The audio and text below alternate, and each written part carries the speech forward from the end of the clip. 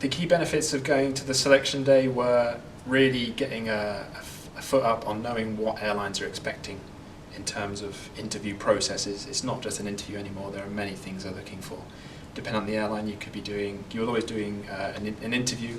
Normally it's competency based, so they're looking for scenarios, real life scenarios that you've encountered.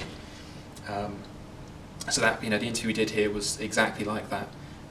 And also the group exercises, it really brings a feeling out in yourself of how you interact with other people. And then also the final task of the personal one is really looking at your flying ability, not so much the hand flying skills, but preparation for flight, which is key. Looking at all the ancillaries of weather, NOTAMs, MELs, looking at things that you will have to look at for when you actually fly an aircraft. I think preparing for the day is vitally important. My preparation included reading up on current news, browsing your ATPL study material was very good, especially weather, NOTAMs, that kind of thing. And also there's many ways you can research competency-based interviews. That's very important as well. You really get a sense of what kind of questions they'll ask you, and perhaps have 4 or 5 key answers that you can adapt to answer those questions they're going to ask. Yeah, the Wings Alliance Placement Programme was fantastic. We did the MCC and the JOC with Wings Alliance, and that was really building on multi-crew environments, and they also continued into the jet orientation course.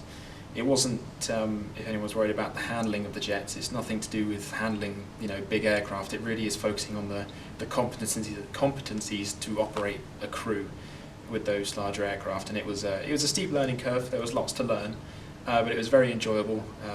Actually hand flying some of the sims that we do was fantastic and an awful lot of fun. As long as you go into it prepared and you relax and enjoy it, things become a lot smoother. And the course, the First Officer Management course, I think it's called, doing that course, it really brings in the non-technical skills, and actually quantifying those non-technical skills is fantastic, so you're aware of them, because it's not something really that's taught until you go for a potential command. So to have some of that knowledge now is absolutely fantastic before you get placed as a first officer within an airline. The MCC and the JOC went over and above the licence requirements, and it really built upon the non-technical skills and also the pilot competencies required. And then with the first officer management skills, that further built on it with the non-technical skills involving potentially things that you would encounter in a command course that came down to a level where we are able to take that into the first officer job that we continue on to now.